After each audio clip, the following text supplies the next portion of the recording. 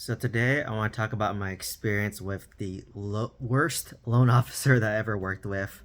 I bought a lot of real estate, right? I bought, I think, five single family homes, two apartment complexes, and I refinanced um, one of my apartment complexes already. So I worked with a lot of loan officers, maybe like 10, and I've talked to a lot.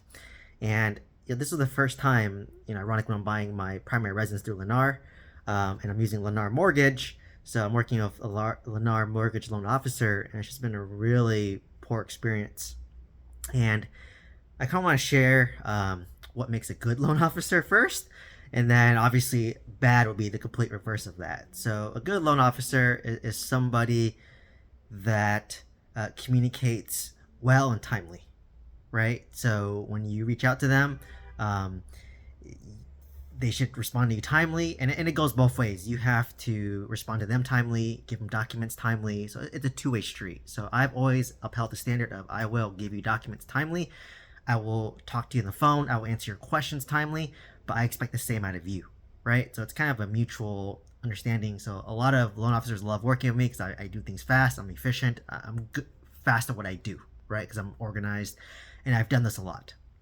So number one is, do they communicate and fast, right? And then number two is, are they able to tell a story to the underwriter, right? So basically, the loan officer is the middleman, right? Like I talk to the loan officer, and the loan officer has to pitch me to the underwriter, right? So like as a result, especially for me, my situation, my tax returns aren't pretty, right? You look at my 2022 tax returns. I was had no job for half a year. I was renovating two apartment complexes in a mobile home park. I put out a lot of money from a single family home, so I'm cash flow negative. I had some businesses that I owned, and they're losing money that they closed down. Same with 2023, right? Like I had a job, but I'm putting a lot of money to renovate my 26 unit apartment complex, renovating my 20 unit apartment complex. I'm losing money in my mobile home park and trying to sell that, right? But if you fast forward to today in 2024, my apartments are now stabilized, right? My 26 unit is stabilized. My 20 unit is stabilized. My mobile home park is sold. All my businesses are closed and done with, right? And, I have a good income W-2 job now. So my cash flow from November 2023 all the way to fast forward to April of 2024, it's a huge difference, right? In November 2023, I was literally negative $10,000 a month for my mobile home park, right? Fast forward till today in April of 2024, I'm probably positive at least $10,000 a month in cash flow, right? And no more negatives. And that's not including my W 2 job, right? So I went from literally negative 10,000 in November of 2023 all the way up to positive 10,000 in 2024. So that's a $20,000 swing. So my picture today in 2024 looks a lot better than in 2023. And so to be able to explain that story, like it has to make sense. Like, yes, his tax return looks terrible as you would expect, right? Because I am doing value add real estate, and now it's stabilized, and now it's cash flowing, right? So that's what I want. So if I'm able to tell that story to the loan officer, and they can then share that with their underwriter, right? So I did that a lot with apartments, right? Like for apartments, it's more a business, right? How am I as an operator? What's my track record? What's my experience? Right? Does a property cash flow? Versus for a primary residence, they don't care about any of that, right? They just care, what's your debt to income ratio? We want cookie cutter clients. We want clients who just have a W 2. That's it. No business, no real estate, no complexity. They want a cookie cutter W 2. That's not me, though, right? So I was trying to explain that. Um, so, they couldn't tell a great story. So and like I said, the law officer has to be organized, and it has to be timely and do things fast, right? And help you do your test. So let's tie into how was this my experience of the Lennar loan officer, and why was it so bad. So number one, she was a poor communicator. I call her, never responds. Text her, doesn't respond. I'll email her, she may respond, right? So I'm struggling. And then number two is she'll request a bunch of documents. I'll give it within a day or two, which is amazing, right? And I just said, hey, like, let's get on the phone. Let's talk about this. Like, I want you to understand my full story. And she's like, doesn't even respond, and just would email me like 5 days later, say I need more documents.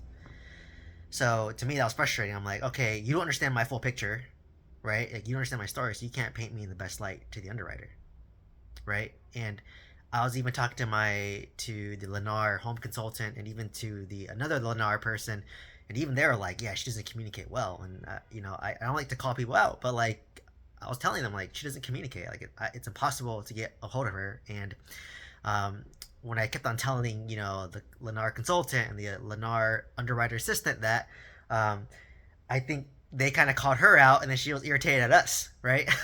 So she started being like passive aggressive, where like she'd be like, "Oh, your debt to income ratio is not great. You should do these things." So she literally told us, "Okay, your debt to income ratio is not great. So instead of 5% down, you have to do 10% down." I said, "Okay, I don't mind doing 5 to 10% down. Whatever. Interest rates are 6.5%, and whatever. If I put extra 5% down, that's a good investment still, right? Interest 6.5%. It's like locking down a 6.5% return on your money." But then she said that, oh, you have to pay off all your debt. So I have to pay off my Tesla car loan. I have to pay off my credit card debt. And I was just like, um, how is to get your debt to income ratio less than 50%? So I just said, okay, like, can you explain to me, like, how are you underwriting my debt to income ratio? Like, what's your calculation? Let's run through this together. Let's hop on the phone. Like, no response, right? And then, like, out of like a couple back and forth emails, I finally found out that they're underwriting all my real estate income based on my 2022 tax return. And then she said that, oh, I said that, well, in 2024 today, my cash flow is way better than 2022.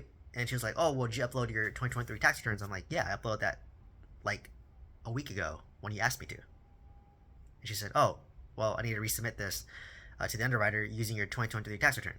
And she sounded irritated. I'm like, you have my information. Like, I've given you everything. And then she just said, okay, I'll submit it again. And lo and behold, using my 2023 numbers, which is not even as good as 2024, now my debt to income ratio is less than 50% and I qualify. Well, 5% down, I don't have to pay off my Tesla, I don't pay off my credit cards.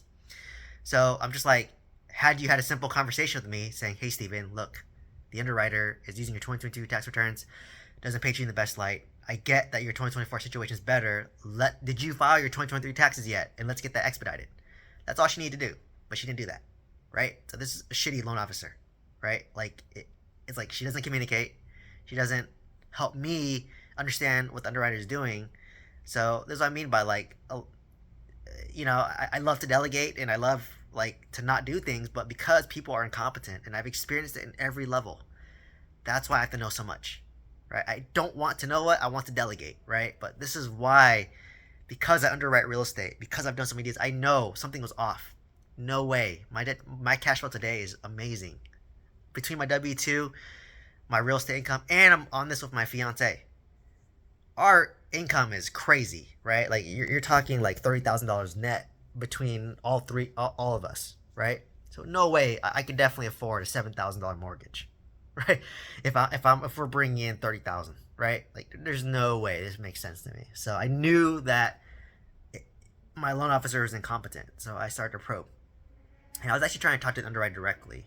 You know what I mean? So like once I got that, I'm like all of a sudden, she was telling us, oh, you got to put more down, you got to pay off your Tesla, you got to, my fiance isn't getting a new job, like you got to delay your job start date because it pays a little bit less. I'm like, this is minor, right? Our debt to income ratio is great. So like I don't know, she just seemed very incompetent and just wasn't guiding us in the best light, right? And I find out that like because I'm studying to become a real estate broker and my document my journey, like it's not even hard to become a mortgage loan officer. Like it's even easier to like my one of my good buddies, he just got his real estate license and he said it was so easy.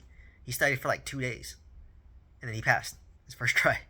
Right? It's that easy to become a real estate agent, and that's why I always bag that like, man, most real estate agents and brokers are stupid and they'll make you broke. They don't know anything, right?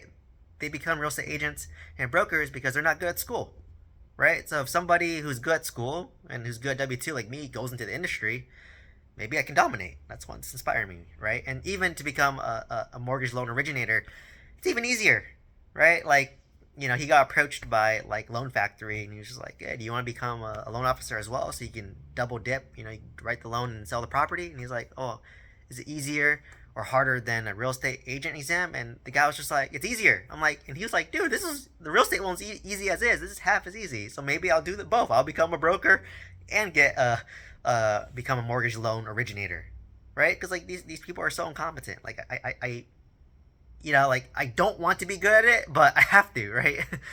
You know what I mean? So like, cause I can't trust like lawyers to even do stuff, right? Like, I was telling a title attorney how to write the contract. I'm telling my title company how they messed up on the settlement statement. I'm telling I don't even use a CPA because I end up doing it myself because I'm probably telling them what to do, right? Like people are so incompetent and they can't critically think. So like I hate it, right? That's my curse, right?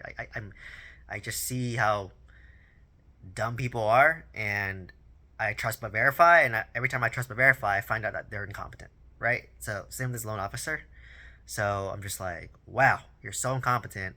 Maybe this is why you work for Lennar, right? Like if you were to be on your own, you wouldn't survive, right? So, um, so number to kind of summarize why she was terrible. Number one, she didn't communicate. Number two, she didn't paint us in the best light, and number three, she didn't help us like succeed. Like, don't you want us to close, right? So you make money.